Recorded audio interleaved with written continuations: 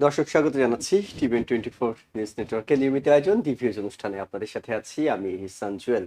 আমরা এই অনুষ্ঠানে মূলত আমেরিকায় প্রতিদিনকার জীবন যাপনের জন্য যে তথ্যগুলো দরকার হয়, বিশেষ করে শিক্ষা, স্বাস্থ্য, চাকরি, স্বাস্থ্যসেবা থেকে শুরু করে ব্যবসা বাণিজ্য, বাড়ি কেনা, আইনি পরামর্শ সবকিছুই দিয়ে থাকি। মূলত আমরা চেষ্টা করি আপনার ঘরে তথ্যগুলো পৌঁছে দেওয়ার। এবং আপনারা জানেন এর মধ্যেই নিউ ইয়র্কের নতুন মেয়র জোরান মামদানি তিনি নির্বাচিত হয়ে দায়িত্ব গ্রহণ করেছেন। 1 জানুয়ারি থেকে তিনি দায়িত্ব গ্রহণ করেছেন। তার এই নির্বাচিত হয়ে আসা বাংলাদেশি কমিউনিটির মধ্যে বেশ রাজনৈতিক সচেতনতা তৈরি করেছে, কারণ মামদানির প্রচারণা, ক্যাম্পেইন, ভোট কেন্দ্রে যাওয়া সবকিছুতে এক ধরনের উদ্দীপনা তৈরি হয়েছিল বাংলাদেশি কমিউনিটির মধ্য দিয়ে। এবং এটির মধ্য দিয়ে অনেকেই স্বপ্ন দেখছেন আগামী দিনের আমেরিকার রাজনীতির মূলধারায় আরো বেশি সক্রিয়ভাবে বাংলাদেশি কমিউনিটির বেশি বেশি অংশগ্রহণ। সেই বিষয়টি সচেতনতা তৈরি করতে আগামীতে আরো বেশ কয়েকটি নির্বাচন রয়েছে। এই নির্বাচনগুলোর যে তথ্যগুলো আপনাদের জানানো দরকার, সেই তথ্যগুলো জানাতেই আমরা আজকে স্টুডিওতে আমন্ত্রণ জানিয়েছি রাইজ অফ নিউ ইয়র্ক সিটির প্রতিষ্ঠাতা ও প্রেসিডেন্ট শামসুল হক। শামসুল হক ভাই, আপনাকে স্বাগত জানাচ্ছি। আপনাকে ধন্যবাদ। এবং দর্শক, আপনারা যারা দেখছেন, আপনারা যদি কোনো প্রশ্ন করতে চান, আমাদের টেলিভিশনের স্ক্রিনে আমরা একটি টেলিফোন নাম্বার দেখাচ্ছি। এই নাম্বারে টেলিফোন করে এই বিষয়ে যে কোনো প্রশ্ন করতে পারবেন। অনুষ্ঠানটি টিভেন 24 এর ফেসবুক পেজে সরাসরি সম্প্রচার হচ্ছে, সেখানে গিয়েও আপনার কমেন্টসে যে কোনো প্রশ্ন করতে পারবেন। শামসুল হক ভাই, আপনাকে আরো একবার অভিনন্দন জানাচ্ছি। জোরান মামদানির ট্রানজিশন টিম, তিনি 1 জানুয়ারি দায়িত্ব গ্রহণ করেছেন। যে কয়েকজন মানুষ এই ট্রানজিশন টিমে কাজ করেছেন তাদের একজন সক্রিয় সদস্য হিসেবে আপনি কাজ করেছেন, অর্থাৎ একেবারে রাজনীতির কাছ থেকে দেখে আসা, রাজনীতিতে সক্রিয়তা থাকা, সবকিছুর সঙ্গে আপনি জড়িত আছেন। মামদানির দায়িত্ব শেষ হলো, এর মধ্য দিয়ে দায়িত্ব গ্রহণ শুরু হলো, এর মধ্যে দিয়ে কি আপনাদের ট্রানজিশন টিমের দায়িত্ব শেষ হলো? জি, আমাদের দায়িত্ব আপাতত শেষ, আমাদের ট্রানজিশন কমপ্লিট। আপনারা কি করেছিলেন ট্রানজিশন টিম, মানে মামদানির জন্য কোন কোন কাজগুলো আপনারা করেছিলেন? আমরা যে কমিটিতে ছিলাম সেই কমিটির আমাদের রেসপন্সিবিলিটি ছিল যে পলিসি টাইপের মেমো যেগুলা লেখা দরকার ওইগুলো আমাদের লিখতে হয়েছে, যে আমরা কোন ভিশনটা আমরা অ্যাপ্রোপ্রিয়েট মনে করি, যে ভিশনটা মেয়র মামদানির ভিশন, কিন্তু আমরা এটা ইমপ্লিমেন্ট করার জন্য ওনাদেরকে সাজেশন করছি। এই একটা জিনিস। আর আরেকটা জিনিস যেটা আমরা করছি, যে আমাদের কাছে যারা লাভিং করছেন, যারা আমরা মনে করছি যে ওনারা ভালো ক্যান্ডিডেট বিভিন্ন পজিশন পাওয়ার জন্য, commissioner, deputy commissioner, assistant commissioners বা ডাইরেক্টর পজিশনস বা অন্যান্য পজিশনসগুলা, এইগুলা আমাদের ইন্ডোর্সমেন্ট আমাদের দায়িত্বে ছিল। তা আমরা অনেককে করছি যে ইন্ডোর্সমেন্টসগুলা। অর্থাৎ আপনারা কোন কাজের জন্য কোন লোকগুলো তার প্রশাসনে সঠিকভাবে কাজগুলো করতে পারবে সেই পরামর্শগুলো আপনারা দিয়েছেন? জি, পরামর্শ দিয়েছি এবং ওইখানে লেখা লাগছে যে কি জন্য আমরা রিকমেন্ড করতেছি। ওনাদের কোয়ালিফিকেশন তো অবশ্যই ওনাদের রেজুমে আপলোড করা হয়েছে, কিন্তু আমরা কি জন্য মনে করি যে ওই যার জন্য ইন্ডোর্স করতেছি সেই হচ্ছে বেস্ট ক্যান্ডিডেট। ওকে, একেবারে কাজ শুরু হয়েছে, কতটা সফলভাবে তিনি শেষ করবেন এটি আসলে সময়ের ব্যাপার। সামনের দিনগুলোতে বোঝা যাবে জোরান মামদানি জনগণের জন্য যে প্রতিশ্রুতিগুলো দিয়েছেন সেগুলো কতটা পালন করতে পারছেন। কিন্তু এই বিষয়টা তো স্পষ্ট যে এই জোরান মামদানি নির্বাচনে বাংলাদেশি কমিউনিটি এতটা সক্রিয়ভাবে রাজনীতিতে অংশগ্রহণ করেছে এবং এখন অনেকে স্বপ্ন দেখছেন আরো বেশি বেশি করে বাংলাদেশি ক্যান্ডিডেট তৈরি হবে, বিভিন্ন ইলেক্টেড অফিসারের জন্য তারা কাজ করবেন। কি সম্ভাবনা দেখছেন এরপরে? আমাদের প্রার্থীরা কোথায়, কে কোথায় প্রার্থী হচ্ছেন, কে কতটা রাজনৈতিকভাবে সক্রিয় হচ্ছেন, কি পরিবর্তন দেখছেন আসলে? এটা একটা রিভলিউশন নিয়ে আসছে আমাদের কমিউনিটি মেম্বার্সের কাছে, যার কারণে আপনি দেখতেছেন বর্তমানে যে কয়েকজন বাঙালি বিভিন্ন পদে অংশগ্রহণ করতেছেন, কিন্তু মেইন রেজাল্টটা আপনি পাবেন হয়তো 2-4 বছর পরে, যেগুলা ইয়াং জেনারেশন যখন আসবে, কমপ্লিটলি মাঠে নামবে, যখন ক্যাম্পেইন করবে, তখনই আমাদের আসবে মূল যে রেজাল্টটা আপনি পাবেন। কিন্তু বর্তমানেও তারপরে যে শক্তভাবে যেমন কয়েকজন ক্যান্ডিডেট নামছেন এবং ক্যাম্পেইন করতেছেন, একটা স্পেশাল ইলেকশন আপনারা জানেন হয়তো, যে অ্যাসেম্বলি ডিস্ট্রিক্ট 36, যেটাতে মেয়র মামদানি আগে ছিলেন অ্যাসেম্বলি মেম্বার মামদানি, সেইখানে 4 জন মহিলা রান করতেছেন, ইনক্লুডিং ম্যারি জুবাইদা, তিনি স্পেশাল ইলেকশনে পার্টিসিপেট করতেছেন। এবং এই ইলেকশনে যেহেতু এটি অ্যাস্টোরিয়া কেন্দ্রিক, সেখানে প্রচুর বাংলাদেশি ভোটাররাও আছেন, এমন জি। একটি জোনে তিনি মেরি জোবাইদা নির্বাচন করছেন। তার কতটা সম্ভাবনা দেখছেন? তার নির্বাচনটা কবে? ভোট দেওয়ার জন্য বাংলাদেশি কমিউনিটি যারা আছেন তারা কবে নাগাদ গিয়ে তাকে ভোট দিতে হবে? কি শুরু হচ্ছে সেখানে? সেখানে এই মনে হয় আগামী সপ্তাহ থেকেই এই যে ইয়ের আর্লি ইলেকশন আরম্ভ হয়ে যাবে। কিন্তু যে জিনিসটা হচ্ছে যে মেরি এজ এ ক্যান্ডিডেট, উনি যখন ডোর নাক করে মানুষের সাথে কথা বলে, মানুষরা ওনাকে স্নেহ করে, ওনার কথা লিসেন করে। So as a candidate she is a very very strong candidate. At the same time ওইখানে যে আরেকজন ক্যান্ডিডেট ডিয়ানা মরেনো, ওনাকে মেয়র মামদানি ইন্ডোর্স করছেন এবং কুইন্স ডেমোক্রেটিক পার্টি ওনাকে ইন্ডোর্স করছেন, যার জন্য এখানে হাড্ডাহাড্ডি একটা লড়াই হবে। আরও দুইজন ক্যান্ডিডেট আছেন, একজন রানা আব্দুল হামিদ, উনি প্যালেস্টিনিয়ান ইজিপশিয়ান আমেরিকান, আর আরেকজন শিবানী নামে আরেকজন মহিলা। তো এই চারজনের মধ্যে শিবানী কিন্তু উনি স্পেশাল ইলেকশনে রান করতেছেন না, কিন্তু প্রাইমারি ইলেকশনে ইভেন্চুয়ালি রান করবেন। তা আপাতত তিনজনই ক্যান্ডিডেট যারা স্পেশাল ইলেকশনে রান করবেন, ডিয়ানা মরেনো, মেরি জুবাইদা আর রানা আব্দুল হামিদ। তিনজনই নারী এবং তিনজনই তারা স্পেশাল ইলেকশনের জন্য রান করছেন। আর সেখানে ভোট দেওয়ার তারিখ কিংবা অন্যান্য বিষয়গুলো কি? যে মেইন ইলেকশন ডে হচ্ছে ফেব্রুয়ারি 3, ওইটা গভর্নর ডিক্লেয়ার করছেন, কিন্তু এর আগে থেকেই মনে করেন ইয়েটা আরম্ভ হয়ে যাবে, ওই যে আর্লি ইলেকশন যেগুলো আরম্ভ হয়ে যাবে। ওকে, এছাড়া আরো অনেকেই আমরা দেখছি কাউন্সিলম্যান, অ্যাসেম্বলিম্যান হিসেবে নির্বাচনের জন্য আগ্রহ দেখাচ্ছেন। আমরা ব্রঙ্কসে দেখছি সিপিএ জাকির চৌধুরী, তিনিও অ্যাসেম্বলিম্যান হিসেবে আগ্রহ দেখাচ্ছেন।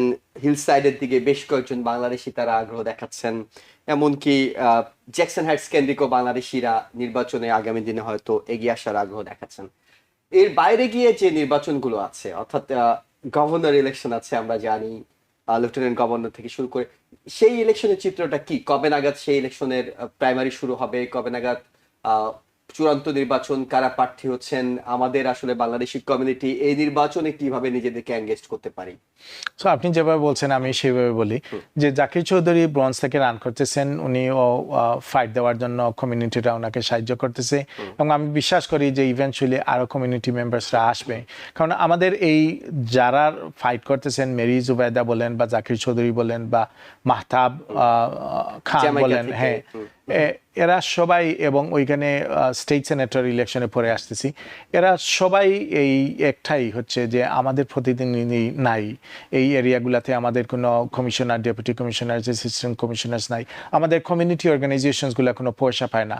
তো এই জন্য ফাইট করার জন্য, লড়াই করার জন্য, আমাদের দাবি আদায়ের জন্য ইনারা লড়তেছেন। এরপরে হচ্ছে এইবার ইন্টারেস্টিং আরও দুইটা ইলেকশন আসছে, যেটা স্টেট সেনেটের ব্যাপারে। এই যে জামাইকা এরিয়া থেকে একটা কুইন্সের east part of the Queens, তারপরে ওই হোয়াইটস্টোন এরিয়া থেকে একজন সেনেটর আছেন টবিয়ানাস্কি, ওনার ফ্যামিলি গত 30-40 বছর থেকে মানে খুবই রিনাউন্ড। ওনার বিরুদ্ধে এইবার আরও দুইজন সাদা রান করতেছেন, কিন্তু একজন বাঙালি আজহার Hawk. He's a realtor, he's a businessman. He's contemplating running against her. She's, I think, almost 87 years old. So it's going to be very, very interesting. কিন্তু এই আমাদের এই এরিয়াতে আরও দুইটা খুবই ইন্টারেস্টিং ইলেকশন আসতেছে। একটা হচ্ছে যে সেনেট ডিস্ট্রিক্ট 13, সেইখানে রান করতেছেন এবং ইনকামবেন্ট যে সে হচ্ছে জেসিকা রামোস, রাইট? কিন্তু জেসিকা রামোসের বিরুদ্ধে জেজিয়ার, যাকে Jessica Gonzalez Rojas, state assembly member, উনি এই জেসিকা রামোস স্টেট সেনেটরের বিরুদ্ধে রান করতেছেন। তা এইখানে আবার হিরাম আনসারেট ও 3 জন হিসপ্যানিক ক্যান্ডিডেট রান করতেছেন একসাথে। এই এরিয়াটা এই জন্য বলতেছি ইন্টারেস্টিং, কারণ প্রচুর বাঙালিরা এই জ্যাকসন হাইটস, ইস্ট এলমার্স্ট, করোনা এই এরিয়াতে থাকেন, যার কারণে বাংলাদেশের ইনফ্লুয়েন্সটা হবে হিউজ। আমরা বাংলাদেশের যাকে যদি কোনো একজন ক্যান্ডিডেটকে আমরা যদি ইন্ডোর্স করি, তাহলে আমরা উনি ইলেক্ট হয়ে যাবে। আর একটা হচ্ছে ভেরি ভেরি ইন্টারেস্টিং, যে জায়গায় জেজিআর যে সিটটা ছিল ওইটা অ্যাসেম্বলি ডিস্ট্রিক্ট 34 ছিল, সেইখানে ওনার chief of staff Romero run করতেছেন। Brian Romero is a very very strong candidate, কিন্তু মেয়র মামদানি প্রথমেই করছেন যে কয়েকজনের মধ্যে যাদেরকে ডাইরেক্টলি ইন্ডোর্স দিয়ে দিচ্ছেন সে হচ্ছে Aber Kawas, she is a Palestinian woman. She's an organizer. She's a member of DSA. তখন ডিএসএরাও ইন্ডোর্স করছে, মেয়র মামদানিও ইন্ডোর্স করছেন, এবং it's going to be very strong fight against one another. Okay, এই মামদানি এন্ডোর্স নিয়ে অনেকে বলেন সে মানে মামদানি তো আসলে সবার মেয়র, মানে তিনি তো এইখানকার হিসপ্যানিক যারা আছে তাদের মেয়র, এখানকার Bangladeshi community, Arabian community, Pakistani community, Indian community সবার মেয়র। সো উনি অনেকেই প্রত্যাশা করেন যে বাংলাদেশি কেউ দাঁড়ালেই সম্ভবত উনি এন্ডোর্স করে দেবেন, কারণ বাংলাদেশিরা তার ঘনিষ্ঠ। বিষয়টা তো এরকম নয়, তাকে তো আসলে পরিস্থিতি, জনপ্রিয়তা এবং কে বেশি যোগ্য সেসব বিষয়গুলো হিসেব করে তো তাকে করতে হয় এন্ডোর্স গুলো। হ্যাঁ, না অবশ্যই এইগুলা না করে তো উনি ইন্ডোর্স কাউকে করবেন না। আর আরেকটা জিনিস দেখা লাগবে যে উনি হচ্ছে ডিএসএ মেম্বার ছিল, রাইট? ডিএসএ হচ্ছে ওনার বেস, ওইখান থেকেই উনি স্প্রাং করছেন যে ওনার ইলেকশনের জন্য, ক্যান্ডিডেসির জন্য ডিক্লেয়ার করছেন, এবং ডিএসএ মেম্বার্সরা ওনারা প্রথম থেকেই একেবারে কাজ করছেন, মানে প্রত্যেক দিন প্রত্যেক রাত। তা উনি যাদেরকেই আপাতত যাদেরকে ইন্ডোর্স করছেন, এক্সেপ্ট একটা কংগ্রেশনাল ডিস্ট্রিক্টে ব্র্যাডল্যান্ডার ছাড়া আর বাকি সবাই ডিএসএ মেম্বার, অ্যাক্টিভ মেম্বার, তাদেরকে ইন্ডোর্স করছেন। উনি যখন পপুলার মেয়র, এই জন্য সবাই ওনার কেয়ার করতেছে যে কিভাবে হবে বা কে উইন করবে না উইন করবে। আপনি আগে যে কথাটা বলছিলেন যে গভর্নর ইলেকশনের কি হইতেছে, গভর্নর ইলেকশনে প্রাইমারিতে ওনার বিরুদ্ধে ওনার lieutenant governor Anthony Delgado run করতেছেন, এবং যেভাবে যাইতেছে মানে time will tell, he is a very articulate person. উনি প্রগ্রেসিভ টাইপের ক্যান্ডিডেট, অনেক বাঙালি এবং অন্যান্যরাও ওনাকে লাইক করে, কিন্তু সেম টাইম যে governor Hochul is working with Mayor Mamdani on different issues. So এখানে অলরেডি একটা গুড রিলেশনশিপ ওনার মধ্যে আছে, যে জিনিসটা ছিল না আগে। যেমন ডে ব্লাজিও যখন ছিল মেয়র এবং ওই গভর্নর খমদ যখন ছিল মেয়র, ওদের সবসময় ফাইট হইতো, এই ফাইটটা চলতেছে না। So dynamics are very very different. But যখন জেনারেল ইলেকশন আসবে তখন ব্লেকম্যান নামে একজন রিপাবলিকান ক্যান্ডিডেট, উনি লড়বে খ্যাতি হোকালের বিরুদ্ধে, বা ডেমোক্রেটিক নামিনি যে হবে তার বিরুদ্ধে। তো সেক্ষেত্রে আমাদের কমিউনিটি কোন দিকে যাচ্ছে? আমরা অ্যান্থনি ডেলগাডোর সমর্থনে বেশ কিছু ফান্ড রাইজিং কিংবা অন্যান্য প্রোগ্রামও বাংলাদেশি কমিউনিটির কেউ কেউ এর মধ্যে করছেন, আমরা দেখছি। আবার এদিকে গভর্নর হুকুল, তার সাথে হয়তো মেয়র মামদানিরও একটা ভালো সম্পর্ক আছে, তিনি ভালোই চালিয়েছেন কিংবা ভালোই চালাচ্ছেন এখন পর্যন্ত। বাংলাদেশি কমিউনিটির ডাইনামিক্সটা কোন দিকে যাচ্ছে? মানে তারা কি লেফটেন্যান্ট গভর্নরকে সমর্থন করছেন, নাকি গভর্নর পদে খ্যাতি হুকুলকে সমর্থন করছেন? বাঙালিরা কোনো খ্যাতি হোকালের দ্বারে পাশেই নাই। কি জন্য নাই? কারণ উনি কোনোদিন আমাদের কমিউনিটি আসেন নাই। যখন আসছেন দুই একবার একটা হয়তো স্পিচ দিচ্ছেন, চলে গেছেন। যেমন যখন ডিটেকটিভ ইসলাম মারা যায় তখন মসজিদে আসলেন কিন্তু চলে গেছেন। সো উনি মনে করতেছে যে উনি উইন করবে, আর এই জন্য মনে করতেছে যে আমরা বাংলাদেশি কমিউনিটিতে যাওয়া দরকার নাই, এবং most likely she is going to win. কিন্তু ডেলগাডো তো আপনি যতটা ইভেন্টে ইনভাইট করতেছেন, যত অর্গানাইজেশন করতেছেন, প্রত্যেকটা ইভেন্টে যাইতেছে। যে জিনিসটা মেয়র মামদানি আগে করছিলেন, যে প্রত্যেক জায়গায় উনি সব সময় গেছিল। তা আমি হোপ করতেছি যে জিনিসটা, যে গভর্নর হোকাল আমাদের কমিউনিটিতে আসুক, আমাদের কমিউনিটিতে মিশুক। কারণ উনি শুধু যদি ইলেকশনের আগে আসে, আইসা ছবি তুলিয়া চলিয়া যায়, বাঙালিরা কিন্তু আগের মতো না এখন খেয়াল করতে। এন্ডু কুমোর ক্ষেত্রে হয়েছিল, এন্ডু কুমোর শেষ দিকে বাংলাদেশি কমিউনিটির কাছে, মুসলিম কমিউনিটির কাছে আসতে শুরু করেছেন, কিন্তু তখন আর রিসিভ করেননি, কারণ সবাই বুঝে গেছে ভোটের জন্য আপনি আসছেন। হ্যাঁ, জি জি। So I hope, I would urge যে গভর্নর হোকাল আমাদের কমিটিতে আসুক, এবং উনি আমাদের প্রবলেমস গুলা হইতেছে, যেগুলা আমাদের যে দাবি যেগুলা, এগুলা উনি বাস্তবায়ন করুক, আর তখন অবশ্যই বাঙালিরা ভোট দিবে। খুব গুরুত্বপূর্ণ একটা প্রশ্ন শামসুল হক, আপনি রাইজ অফ নিউ ইয়র্ক সিটির প্রেসিডেন্ট এবং ফাউন্ডার। আপনাদের সংগঠন ভোটার ক্যাম্পেইন, রেজিস্ট্রেশন থেকে শুরু করে সচেতনতা তৈরি বিভিন্ন বিষয়ে কাজ করছেন। আরো অনেকগুলো সংগঠন এর মধ্যে বাংলাদেশিদের আছে, সক্রিয় সংগঠন যেগুলোকে আমরা দেখি।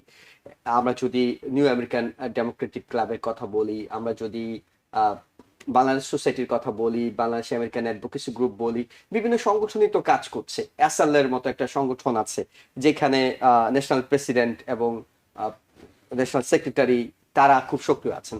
তো যখন বাংলাদেশি প্রার্থীরা দাঁড়ান, কেউ একজন ক্যান্ডিডেট হওয়ার প্রস্তুতি নিচ্ছেন, ঘোষণা করছেন, তখন এই বাংলাদেশি সংগঠনগুলো আপনাদের আইজাত নিউ ইয়র্ক থেকে শুরু করে সবাই কেন তাকে গিয়ে এন্ডোর্স করছে না, কিংবা তিনি তাদের সাথে যোগাযোগটা, কমিউনিকেশনের এই জায়গাটা কতটা স্ট্রং, নাকি তিনি আসলে তার এলাকা ভিত্তিক, তিনি হয়তো ব্রঙ্কসে দাঁড়িয়েছেন, হিল সাইডে দাঁড়িয়েছেন, তিনি শুধুমাত্র তার এলাকা ভিত্তিক পরিকল্পনা করছেন? কেন একটা মাস গ্যাদারিং, সবগুলো সংগঠনকে একই ফ্রেমে নিয়ে এসে তার পিছনে দাঁড়ানো, তার জন্য ক্যাম্পেইন করা, তাকে এন্ডোর্স করা, এই কাজগুলো কেন হচ্ছে না?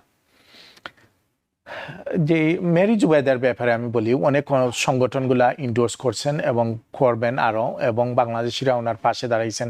এজন্য উনি এই যে খুবই সংকীর্ণ সময়ের মধ্যে 3,000 পিটিশন উনি সাইন করাইছেন, লোকজনদেরকে জমা দিয়েছেন, which is a big accomplishment. আর বাকি যেটা বলতেছেন যে সব অর্গানাইজেশন যে দিবে এরকম না। যেমন বাপ নামে একটা Bangladeshi American for political progress, তারা লেফটিস্ট টাইপের, বামপন্থী টাইপের একটা অর্গানাইজেশন, তারা কিন্তু বাঙালিকে না দিয়ে উনি আব্দুল হামিদ, রানা আব্দুল হামিদকে দিয়েছেন। এবং এরই জকে যে জিনিসটা আমাদের লেকিং হইতেছে, ইনক্লুডিং মনে করেন আমাদের যে অর্গানাইজেশন আছে সবগুলাইকে আমি এই ক্রিটিসিজম আমি অন্য অর্গানাইজেশন করে বলতেছি না, ইনক্লুডিং মাই অর্গানাইজেশন টু।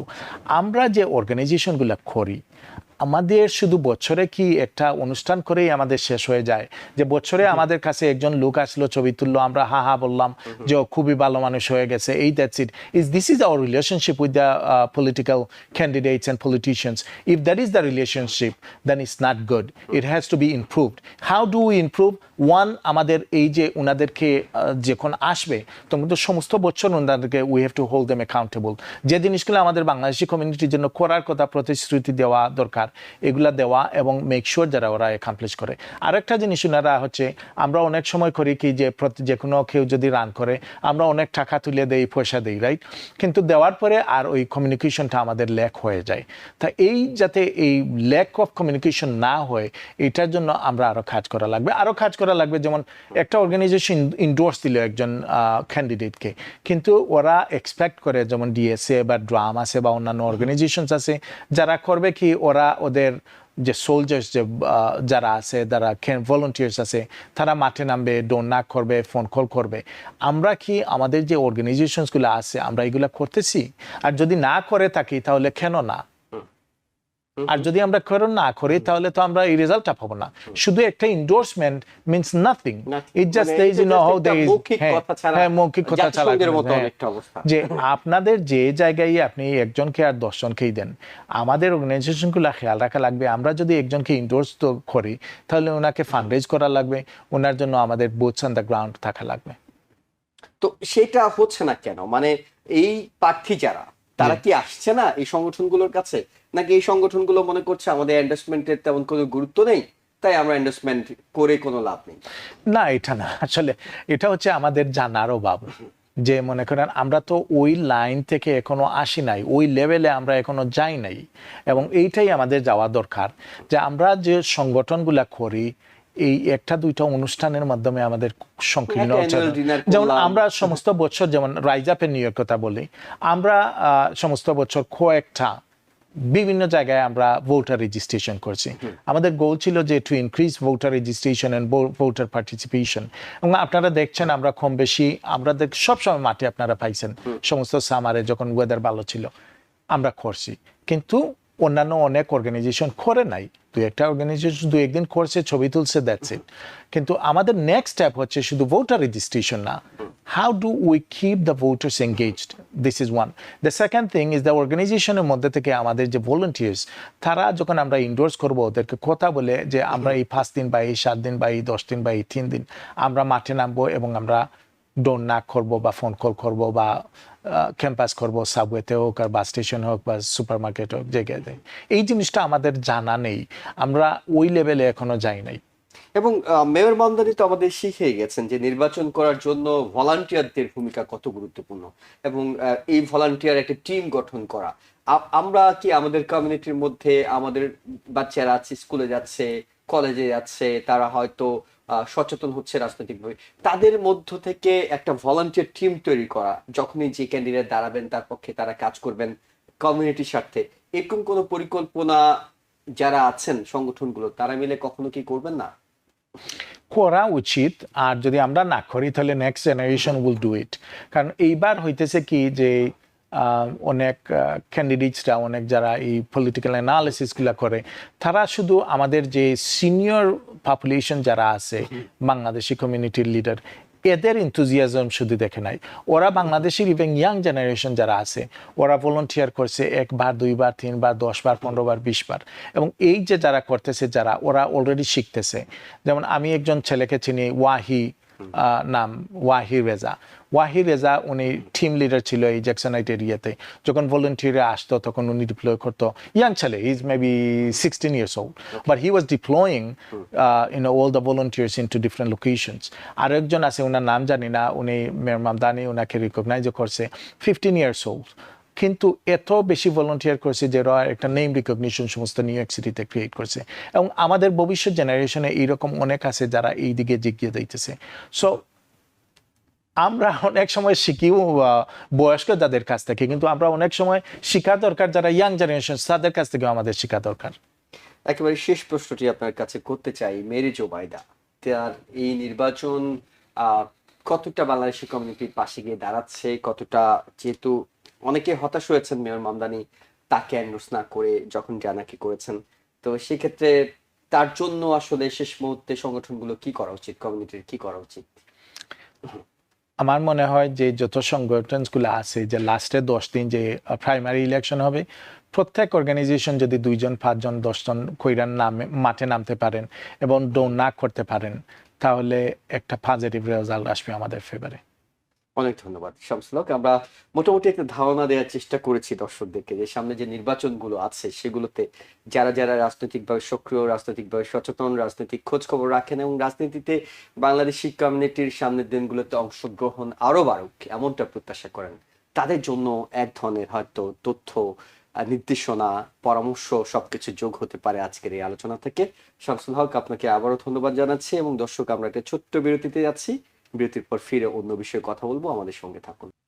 দর্শক, আবারও স্বাগত জানাচ্ছি দি ভিউজ অনুষ্ঠানে, আপনাদের সাথে আছি আমি ইহসান জুয়েল। আমরা এই পর্যায়ে কথা বলবো আমেরিকাতে স্বপ্নের বাড়ি কেনার সুযোগটা আবারও ফিরছে, অর্থাৎ যারা আমেরিকাতে একটি আমেরিকান ড্রিম হিসেবে বাড়ি কেনার স্বপ্ন দেখেন, বাড়িওয়ালা হওয়ার স্বপ্ন দেখছেন, তাদের জন্য সেই সুযোগটি নতুন করে তৈরি হচ্ছে। কিভাবে তৈরি হচ্ছে, কখন তৈরি হচ্ছে এবং কিভাবে আপনি এই সুযোগটি কাজে লাগাতে পারবেন, এইসব বিষয় নিয়ে কথা বলতে আমাদের সাথে যুক্ত হচ্ছেন licence real estate sales person Mohammad Hasan. Mohammad Hasan ভাই, আপনাকে স্বাগত জানাচ্ছি। ধন্যবাদ। জি, আমরা যে এটি বলছিলাম যে স্বপ্নের বাড়ি কেনা কিংবা একটা বাড়িওয়ালা হওয়ার আমেরিকান ড্রিম যেটি মানুষের মধ্যে কাজ করে, সেই সুযোগটা সামনের দিনে অপেক্ষা করছে। কিভাবে অপেক্ষা করছে, মার্কেটের অবস্থাটা কি, সামনের দিনে কেন বাড়ি কেনার জন্য সুসময় কিংবা বাড়ি কেনার জন্য আসলে সময়টা কেমন? ধন্যবাদ আবারও।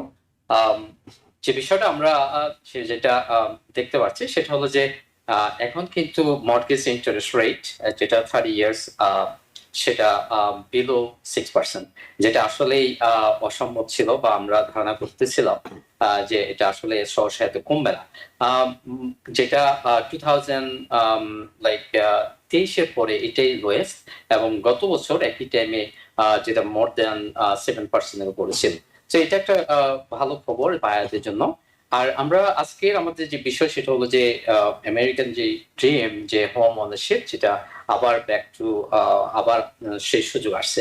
এখন আমরা যেটা দেখতেছি যে ট্রাম্প অ্যাডমিনিস্ট্রেশন অনেকগুলো মেজর প্ল্যান হাতে নিতেছে, যেটা আমাদের যে বায়ারদের জন্য, যারা বাড়ি কেনার জন্য যে স্বপ্ন, যে হোম ওনারশিপের যে স্বপ্নটা, সেটা অনেক যাতে করে ইজি হয় এবং অ্যাফোর্ডেবিলিটির জন্যই সেই গুরুত্বটা বেশি পাচ্ছে আমাদের বর্তমান ট্রাম্প প্রশাসনের জন্য। যার মধ্যে যে বিষয়গুলা এখন আমি আমাদের দর্শককে জানানোর চেষ্টা করব। সেটা হলো যেমন যারা বড় লার্জ কর্পোরেশন যারা সিঙ্গেল ফ্যামিলি হাউস কিনতেছে এখন, যারা রেন্টাল প্রপার্টি হিসাবে মার্কেটে ওন করে, তো তাদেরকে যাতে করে এই সিঙ্গেল ফ্যামিলি হাউস গুলো যারা যাতে কিনতে না পারে সেটা ব্যান করার জন্য প্ল্যান করতেছে। এতে করে হবে কি, সেটা হবে যে যারা ইন্ডিভিজুয়াল হোম ওনার শিপের জন্য চেষ্টা করতেছে যে আপনি একটা বাড়ি কিনবে নিজে থাকার জন্য, তাদের জন্য সুযোগ বাড়বে। তাদের হাতে বর্তমান হিসাবে লাইক অ্যাবাউট 3000 এর মতো বাড়ি সিঙ্গেল ফ্যামিলি আছে যারা বড় বড় কর্পোরেশনে ওন করে। তো এই বাড়িগুলো যখন মার্কেটে যখন তাদেরকে সাইট করে দিবে, তখন হবে কি আপনার ইনভেন্টরি বাড়বে যারা ফার্স্ট টাইম হোম বায়ার বা নিজেরা থাকার জন্য বাড়ি খুঁজতেছে। তো এই বিষয়গুলা যদিও নট ইজি, অনেকগুলা যে প্ল্যান গুলা আমি আস্তে আস্তে আমাদের দর্শকদের জন্য জানাবো, সেই প্ল্যান গুলা হয়তো আগামী দিনে আমরা দেখতে পাবো, কিন্তু কিছু কিছু প্ল্যান হয়তো বা এক্সিকিউটিভ অর্ডারের মাধ্যমে অথবা ল মেকারদের সহযোগিতা লাগবে। তো এই যে ব্যানিং যে বিগ কর্পোরেশন গুলো যে সিঙ্গেল ফ্যামিলি বাড়ি কেনার জন্য, এটা এটা এর আগেও ডেমোক্রেট এর আগে সিমিলার তারা এই ধরনের প্রপোজাল দিয়েছিল, যার কারণে আমরা আশাবাদী যে এই লটা হয়তো পাস হবে এবং যাতে করে ইনভেন্টরিতে একটা বড় ধরনের একটা চাপ পড়বে এবং যেটা বায়ারদের সেই সুযোগটা কাজে লাগাতে পারবে।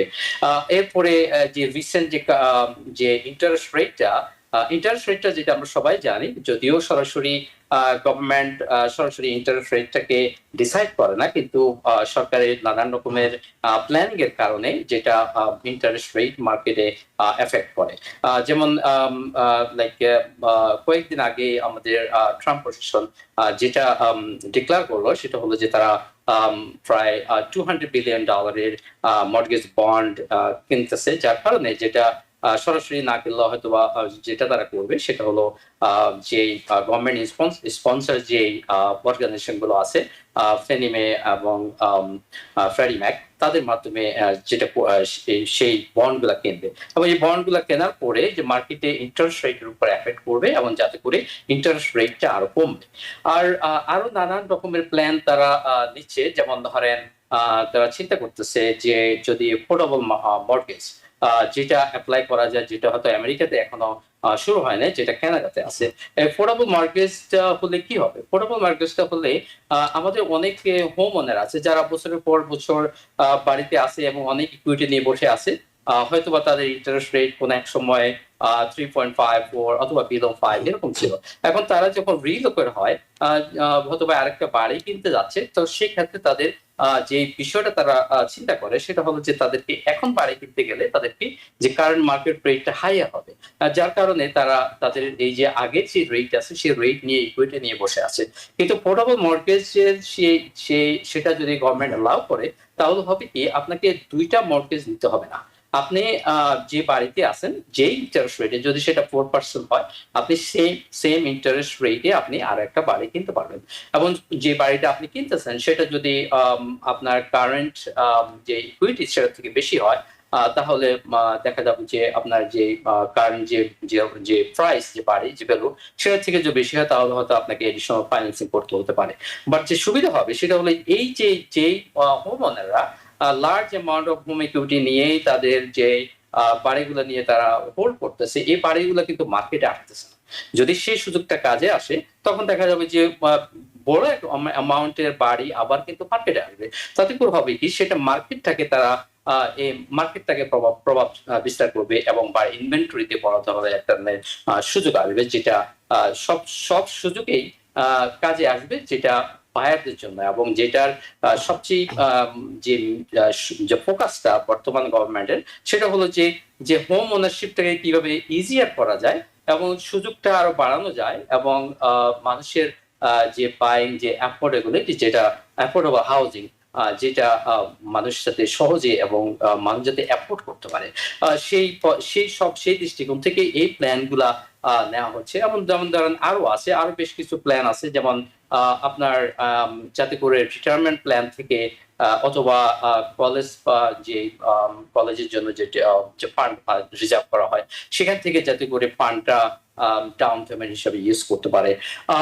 এখানে আরো অনেক ধরনের প্ল্যান তাদের আছে। আমি যেটা দেখতেছি আমার কাছে মনে হচ্ছে যে ট্রাম্প প্রশাসন যে প্ল্যান গুলা নিয়ে আসতেছে, যেটা খুব সিরিয়াসলি নিচ্ছে, যে মানুষের আমেরিকান আমাদের যে নাগরিকদের যে স্বপ্ন, সেই স্বপ্নটাকে বাস্তবে রূপ দেওয়ার জন্য অনেক সুযোগ সুবিধা নিয়ে আসতেছে, যেটা হয়তো আমরা আগামী দিনে সেই সুযোগগুলো আমরা দেখতে পারবো এবং বায়াররা সেই সুযোগ নিতে পারবে।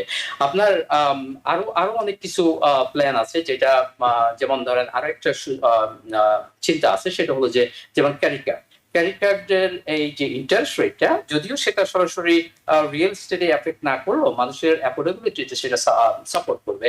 যেমন ক্রেডিট কার্ড ইন্টারেস্ট রেট এখন লাইক 20% কোনো ক্ষেত্রে চেয়ে বেশি হচ্ছে, যেটা ট্রাম্প চাচ্ছে যে 10% এর মধ্যে ক্যাপ সেট করে দিলে, যাতে করে হবে আপনার আপনার যে মানুষের অনেকে ডেপ থাকে। আমরা যারা বায়ারদের সাথে ডিল করতেছি, দেখা যাচ্ছে যখন ল্যান্ডারদের সাথে কানেক্ট করা হয়, তখন দেখা যাচ্ছে তাদের হাতে ক্রেডিট কার্ডের ডেপ থাকে হয়তো 5,000 10,000। এখন এই যে ডেপগুলা হায়ার ইন্টারেস্ট রেটের কারণে তাদের মান্থলি যে প্রি অ্যাপ্রুভালের ক্ষেত্রে তাদের যে ডেপ রেশিওটা বেশি হওয়ার কারণে তাদের দেখা যাচ্ছে তার বাইং ক্যাপাসিটি কমে যায়। তো এগুলা প্রত্যেকটা প্ল্যানই, আপনার ছোট ছোট প্ল্যান গুলাই আপনার যারা বাড়ি কেনার স্বপ্ন নিয়ে থাকেন তাদের জন্য এটা বড় ধরনের একটা ছোট ছোট প্রজেক্ট, যে প্ল্যান, এগুলা একটা বড় ধরনের সুবিধা নিয়ে আসবে আমাদের বর্তমান যারা এই বছর বাড়ি কিনবেন। আপনার আরো যে প্ল্যান গুলো আছে, সেটা হচ্ছে যে গভর্নমেন্ট চিন্তা করতেছে যে ক্লোজিং কস্টটাকে আরো কমানো যায় কিনা, যে ফি গুলো আছে এই ফি গুলা কোন সেক্টরে কমানো যায় কিনা। আপনার বাড়ির এই যে কস্ট, যে বাড়ি হোম ওনারশিপের যে কস্ট, সেই কস্ট গুলা যেমন যে বিল্ডারদের জন্য ম্যাটেরিয়ালস কস্টের উপরে ট্যারিফ কমানো, তারপরে গভর্নমেন্টের লোকাল এবং স্টেট ওয়াইড এবং ফেডারেল গভর্নমেন্টের যে বিল্ডিং কোড গুলো আছে সেটাকে ইজি করার জন্য অনেক ধরনের যে জোনিং কোড করে আপডেট করা, গভর্নমেন্ট ফ্যাসিলিটি দেওয়া, যাতে করে যারা বিল্ডার তারা যাতে করে বাড়িগুলা ইজিলি বিল্ড করতে পারে এবং ম্যাটেরিয়াল কস্টটা কম হয়। এবং বিল্ডিং কস্ট কম হলে ডেফিনেটলি বাড়ি যখন সেল প্রাইস, সেটাই সরাসরি ইম্প্যাক্ট করবে আপনার প্রাইসিং এর ক্ষেত্রে, যেটার সবকিছু বেনিফিট কিন্তু আমাদের বায়াররা আগামী এই বছরে যারা আছেন, আমাদের এই সরকারের এই প্ল্যান গুলা যখন বাস্তবায়ন হবে, হয়তো একটু সময় লাগবে, কিন্তু এগুলা বাস্তবায়ন বলে বড় ধরনের ইম্প্যাক্ট করবে আমাদের সুযোগ সুবিধার ক্ষেত্রে। অনেক ধন্যবাদ। অনেকগুলো সম্ভাবনার খবর আপনি জানালেন যে কি হতে যাচ্ছে মার্কেটে এবং কিভাবে এই সুযোগগুলো কাজে লাগানো যায়। সেক্ষেত্রে একজন বায়ারকে কিভাবে আসলে প্রস্তুতি নিয়ে রাখতে হবে সামনের দিনগুলোতে? তিনি যদি পরিকল্পনা করেন একটি বাড়ি কিনবেন, তার নিজেকেও তো প্রস্তুত করে তুলতে হবে, সেটি কিভাবে? অবশ্যই রিয়েল এস্টেট মার্কেটে আমরা যে জিনিসটা বলি, সব সময় সুযোগ আছে যদি আপনি স্মার্ট ওয়ে ডিসিশনটা নেন। এখন আপনার যদি মার্কেট ইন্টারেস্ট রেট, আপনার প্রাইসিং, আপনার এই সব কিছুই যাই করেন না কেন, সিদ্ধান্তটা কিন্তু বায়ারকে নিতে হয়। বায়ারের তার ইচ্ছার উপরে, তার বাজেট, তার অ্যাফোর্ডেবল, সে কোন বাজেটে অ্যাফোর্ড করতে পারবে, সেই জন্য বায়ারের সিদ্ধান্তটাই যে কোনো সময়ে সে যদি স্মার্ট ওয়ে সিদ্ধান্ত নেয়, রিয়েল এস্টেট ইনভেস্টমেন্ট তার সবসময় প্রফিটেবল হবে। আর সেক্ষেত্রে তাকে প্রথমেই আগেই প্রিপেয়ার হতে হবে নিজেকে। বাড়ি কিনা যদি আপনি 6 মাস পরে নেন, অথবা 1 বছর পরে নেন, অথবা আপনার 3 মাস পরে নেন, কিন্তু আপনাকে এখন থেকে প্রস্তুত হতে হবে। সেটা হলো যে আপনার ইনকামকে আপনি বাড়াতে হবে, আপনার প্রি অ্যাপ্রুভ ডাউন পেমেন্টটাকে আপনি বাড়াইতে হবে, আপনার এক্সপেন্সটাকে কমাতে হবে, আপনার লাইফে কোন জিনিসটা ইমার্জেন্সি, কোন জিনিসটা নেসেসারি না, সেটাকে আপনি অ্যাভয়েড করতে হবে। আপনার ভবিষ্যতের জন্য আপনার যে হোম ওনারশিপ, যে মেইনটেনেন্স কস্ট, সেটার জন্য আপনাকে ফান্ড রেজ করতে হবে, আপনার বাজেটটাকে আপনি টার্গেট করতে হবে, আপনার প্রি অ্যাপ্রুভাল রেডি করতে হবে, আপনার যে আপনাকে নিজে ডিসাইড করতে হবে যে আপনার কোন বাজেটের মধ্যে আপনার যে মর্টগেজটাকে আপনি সেট করবেন। সেটা অবশ্যই যখন আপনি প্রি অ্যাপ্রুভাল নেবেন, সেখানে আপনার লোন অফিসার বা ল্যান্ডার আপনাকে অবশ্যই সেটা বলে দিবে যে আপনার মান্থলি পেমেন্ট, সব ধরনের যে চার্জ গুলা থাকে, যেমন প্রিন্সিপাল, ইন্টারেস্ট, হোম ইন্স্যুরেন্স, আপনার ট্যাক্সেস, আপনার কমন অ্যাসোসিয়েশন ফি, এই সব কিছু মিলে মান্থলি পেমেন্টটা কত আসবে, সেই টার্গেটটা আপনাকে ফিল আপ করতে হবে। আপনি যখন আপনি ফ্রি অ্যাপ্রুভাল নিয়ে নেবেন, এরপরে আপনাকে আপনাকে যেটা করতে হবে সেটা হলো যে আপনি মার্কেট সম্পর্কে আপনার ধারণা নিতে হবে। মার্কেটের রেট কেমন, আপনার একজন স্ট্রঙ্গার এবং নলেজেবল লোকাল এজেন্টের সাথে আপনি যোগাযোগ রাখতে হবে। আপনাকে সিদ্ধান্ত নিতে হবে কনফিডেন্টলি, যেটা ফ্যাক্টস কনফিডেন্টলি, যেটা বিষয়ের উপরে যে আপনি কেন বাড়িয়ে দিচ্ছেন, কোথায় দিচ্ছেন, কোন বেনিফিট আপনি বাড়িয়ে দিবেন, আপনার লাইফ স্টাইল অনুযায়ী আপনাকে প্রপার্টিটা আপনাকে চুজ করতে হবে, নট টু ফিয়ার। অনেকে আছে, আমরা দেখি যে অনেক সময় সবসময় কনফিউশন থাকে, যেহেতু আমরা প্রতিদিন বাড়ি কেনা এবং বেচার সাথে সব জড়িত।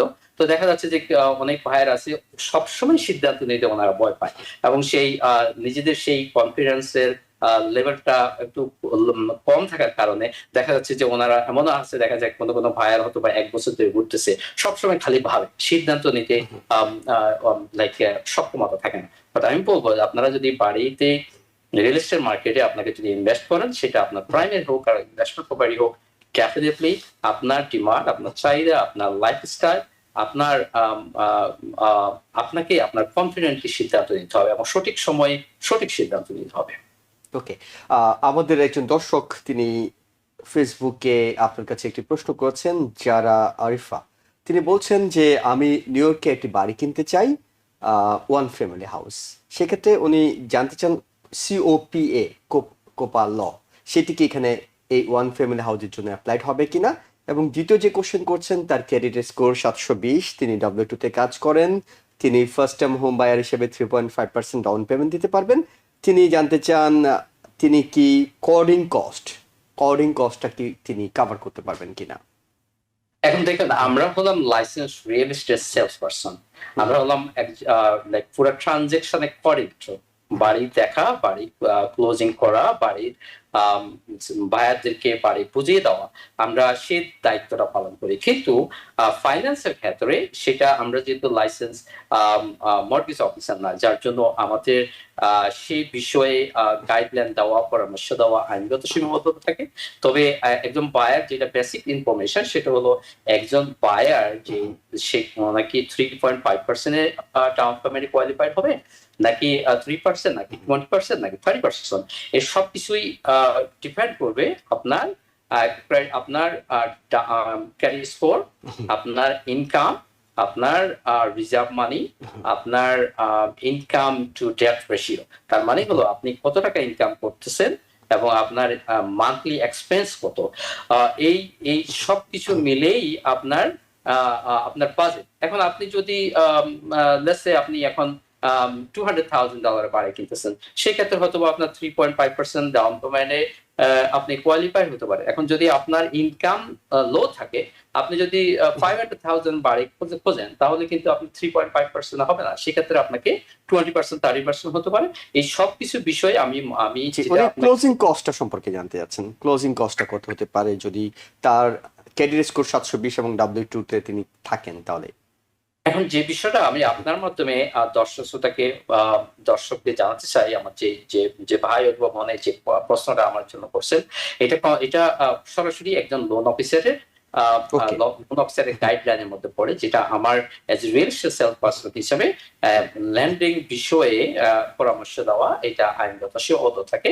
এবং ক্লোজিং কস্ট যেটা সেটা ডিপেন্ড করবে আপনার আপনি প্রপার্টিতে আপনি কত টাকা লোন নিচ্ছেন, আপনার ডাউন পেমেন্ট কত, আপনার কোন প্রোগ্রামের জন্য আপনি কোয়ালিফাইড, আপনার কত টাকা লোন নিচ্ছেন, অনেকগুলা হিসাব করেই এটা ডিসাইড করা হয়।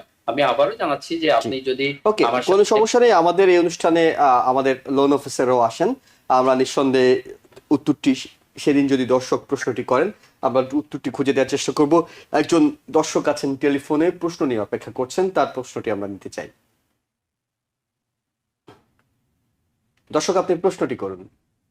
হ্যালো, জি, আমরা শুনতে পাচ্ছি, আপনি প্রশ্নটি করুন। আমি ব্রঞ্জ থেকে বলছি।